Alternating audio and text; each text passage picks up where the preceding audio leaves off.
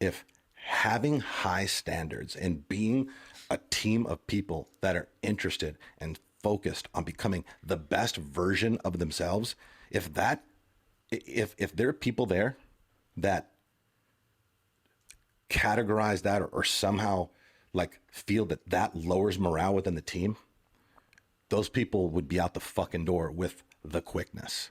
Okay. Raising the standards of your team is something that should raise morale. Yeah. Okay. It should be something that people need to be pumped up about. But as a leader, right, you have to basically articulate that. You basically have to let them know, hey, so in this organization, we have high standards. Okay. I know all of you are capable of not even meeting, but exceeding the standards that we have set here. And by doing so, okay, here's what will benefit. Here's how the team benefits. Okay, here's how the organization benefits. And here is how you will benefit on a personal level. The beautiful thing about, standards is when they're actually adhered to and taken seriously, and people are like adopt them as their own and don't just, try to conform to just not get in trouble.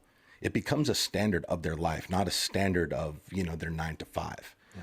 And, you basically need to intelligently and carefully articulate to everyone individually. I mean, it really depends on what we're talking about here. Like, what is it that you're raising standards with? Like, this isn't like a one conversation. You have one conversation in front of the group of people and everything's good. Like, this could be multiple conversations. This could be literally a conversation, depending on the extent of the changes being made, with every single team member, literally a one-on-one with every single team member, in addition to, like a weekly talk maybe in front of the group. Because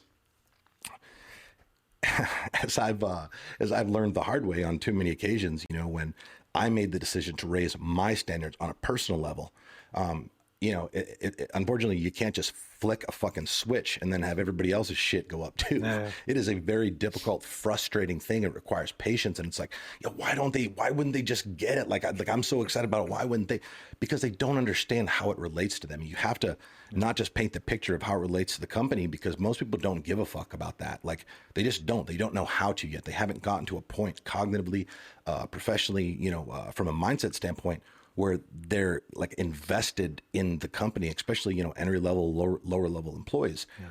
You have to paint the picture of not only how it helps the organization, the team, but how it's going to impact them as an individual. And look, when you raise your standards, it impacts you because, you become more productive, you become more effective, you become a higher valued asset, right? Your confidence is going to improve. Look, the way you change your life, the only way you change your life is by raising your standards. And listen, if raising your standards if raising your standards and possibly changing your life for the better, again, is like, if there's an organization, or excuse me, if there's an individual or multiple individuals within the team that doesn't want to do that, then they got to fucking go. And that's the thing. People will get too caught up. It's like, oh, these couple people. It's like, dude, I've lost so many fucking people over the years when I drew a line in the sand and said, you know what? It's time to evolve. It's time to step up. We're good, but we need to be better. Yeah. And honestly, like, yeah, we're doing good. We're kicking ass right now. Whatever. That's what we're supposed to do. It took a long time. Yeah, fuck yeah. But again, like, even then it doesn't matter. Like, it doesn't matter. Like, when you're doing good, that doesn't mean lay off the gas. Sure. That doesn't mean stop doing what you have done to get you to the point. It means go harder, do more, like do more often. And yeah, like, not everybody is about that life, but look, you want to play your part in making sure that the people around you are in line with the goals that you have. And like the goals that I have, I have some pretty fucking big goals. And I know in order to facilitate that, I need to have people around me that support me, that don't view change as bad, that have that growth mindset, that understand, like, if we're going to get to the next level, we're going to have to change, and be excited about that. And, at the end of the day, not everybody is cut from that cloth. And it's okay, because by removing the people who are resistant to it, who are, have a bad attitude about it, like, you would think, oh, we'll be less, be down one person, down two people. Yeah. Not the way it works. Because when the cancers are cut out, when that bad energy, those people, with whether you are aware of it or not, are affecting and influencing the people around them, even people who are on board, even people who support the initiative. If they're having to hear this bullshit, this resistance and this pushback and like this negative attitude all the time, they're going to be affected by that. They're going to be less pumped up, less motivated, less inspired, less eager to take on the new initiatives.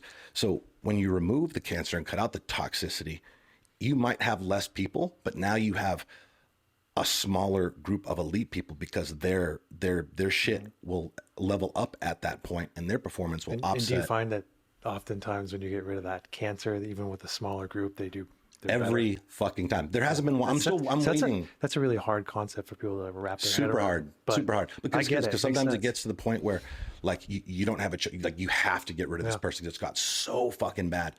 And then you do it, and then you didn't do it before because you were so worried about things, going sideways, thinking that they were doing a lot more and were a lot more important than they were. And then you see how much better everything gets. You see people step up. You see people's attitudes change for the better, and you see more shit getting done despite there being less fucking people. And that's why, I'm just very passionate about this because, look, like, if you want to win, which everybody who listens to this podcast, you know what I mean? Look, that's what we're in this fucking game for. We're not in here just to play. We're not here to exist. We're not here to stay in the middle. We're here to fucking win. We're here to dominate, and we're here to continuously raise the bar. And that means that we need to not only have that mindset and that expectation of ourselves, but we also have to play our part to make sure the people around us are on board as well. And it's not always going to go the way that you want it to go, but the fact is we don't compromise. Okay. We don't settle. We don't like lower the bar so other people are comfortable. Fuck that. Okay. If they're on the fucking tracks, they're going to get fucking, they can jump on board, right? Play their part, or they can sit there and resist and get fucking ran through by the locomotive.